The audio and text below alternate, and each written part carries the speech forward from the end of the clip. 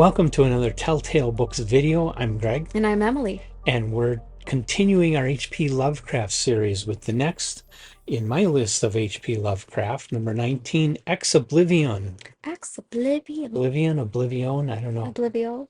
Oblivio. If it's French, you just leave off the last four letters. Oblivione. Italian. But yeah. So that was a part of the dream cycle hmm of stories, a very short story, published first in the United Amateur in March of 1921. hmm Synopsis. Yeah. So we have a nameless narrator who's telling it from a first person perspective. And he's basically kind of going through and discussing that he has these very vivid dreams that are, have landscapes and really beautiful architecture and all this other stuff. And in these, especially in these dreams, they're so lifelike that he keeps wanting to return to them and finding them much more enriching than his own life. And he's starting to find literature in these ones that talk about these ancient cities and this other world and all these other things. And then it describes a means of opening a doorway into that next realm, which is literally a doorway, a gateway at a wall that Crystal Gate.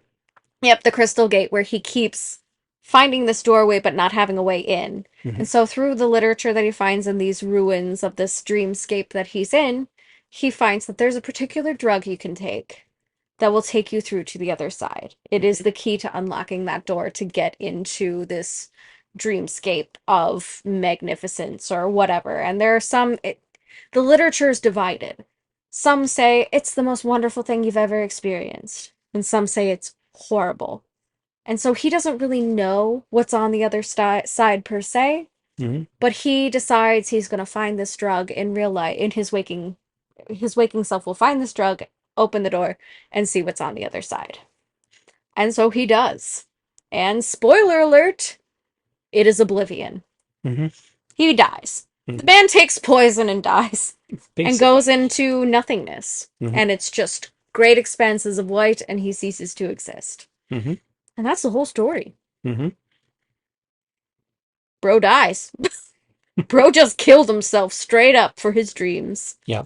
But I kind of like that Lovecraft does this sort of thing. I enjoy the dream cycle stuff more than a lot of his Cthulhu mythos Okay. because it is so imaginative. Mhm. The world building is fantastic. So I love these little glimpses that he starts giving us throughout his work that heads into this. And there's eventually going to be basically a whole novelette Yeah. of an epic happening in this dreamscape. And I Mhm. am super excited for it. But just watching these little glimpses as things move into things and seeing what's reoccurring in them is always really fun for me. Yeah. Well, at this point in his career, he was very much under the influence of Lord Dunsany, Mm-hmm. and most of Lord Dunsany's stories are extremely short like this. So you only get this little glimpse of what's going on, Mm-hmm. not this big long world building Mm-hmm. novel.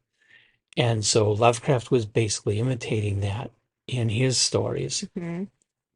and trying to create his own kind of fantasy world Mm-hmm. based on all these little snippets of what people see on the other side. Yes. And it works, but it is I think for modern readers, these are shorter than what people want Mm-hmm. because They leave people something to want be more desired. meat, they want more character, they want more world building, they want more handed to them. Mm-hmm. Where this basically just gives you, like you say, a glimpse Mm-hmm. and leaves a lot to your imagination, Mm-hmm. which is a good thing. Yes, you should be building your imagination. If your Hmm. brain is a muscle, you need to exercise it. Hmm. But yeah, that's what I like about this work too, is as a creative person, I love things that kind of leave on cliffhangers or leave things open-ended. Hmm. So like a lot of people hate Japanese anime films. I probably have talked about this in videos before, but a lot of them just abruptly end because Okay. there's no more to the story. It's done. Yeah. The point was made, it's over. Hmm. So you're kind of left on these cliffhangers where things just kind of abruptly end. And I love that because I get to make the rest of the story for Yeah. myself. And I love being able to do that. And that's what I like about these little glimpses that we start getting into Dream World. Granted, it does get fleshed out more in the future, Yeah. but I love that because it starts getting you tantalized. It's like, here's a little snack, but we're going to give you a whole meal later, like the hors d'oeuvres before Hmm. the main event kind of thing. And that's what I really like about it. I love art that leaves things open to interpretation. Yeah, it's kind of similar also to what William Hope Hodgson was doing. Not in his novels, but in his short stories. Mm-hmm. They were pretty short and they were more mysterious Mm-hmm. than telling you what's going on. There's Yes. a lot of stuff that is left out and left to your imagination to try Yeah. and figure it out. And he Mhm. just gives you this kind of glimpse of this horror out on the ocean or something, but doesn't really fully dig into what it's all about. Exactly. And that's kind of what I like about this too. And I say the guy poisoned himself and died. I don't know if that's true. That's one way we can interpret it. Hmm. He could have slipped between worlds for all we know and Could have. discovered Oblivion. Could have. And we have so many different ways that people could interpret this. It could be all a metaphor for something else entirely that I haven't even thought of yet. Yeah. And that's what I love about storytelling like this that's kind of open-ended is you get so many different perspectives. It makes the story more interesting. Hmm. And it, So what do you look, think? I think it's a top two. Okay. I liked it that much. Okay. Also, like, if it is about death, that's a death with dignity, man, as far as I'm concerned. Yeah. So, I'm Yeah. a proponent of that. This one I didn't go ahead and put anything because I wanted to see what you had to say Yeah. about it. I But like it because it's actually our first much more realistic and a little bit more fleshed out before we start getting into the meat and potatoes of the dream world that hmm. H.P. Lovecraft built. So, and it's Hmm. actually my favorite one. Your favorite of all or your favorite so far? The my favorite, that's hard because I really like the epic that he builds too. But because this was really the most obvious introduction to the Dreamland or to the Dream World stuff, Hmm. I really appreciated it for that. Okay. But also just the sense of freedom the guy gets. Right. Like I really appreciated it for that too. So Hmm. I'd say it's probably my favorite of the Dreamland sequence Okay. because And it's the pivotal one.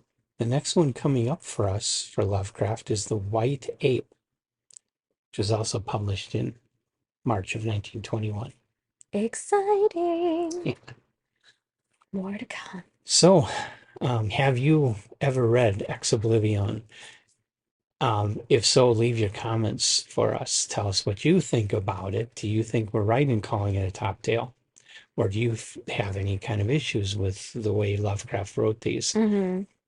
And otherwise, we hope you will like us and subscribe to our channel and come on back for a lot more Lovecraft. We're really just getting rolling here, and a lot of other authors. We're going through all of Dangerous Visions. I've been doing a lot of Stephen King Mm-hmm. and lots of other authors as well. Yeah. So thanks for joining us, guys. We'll see you next time. Bye. Bye.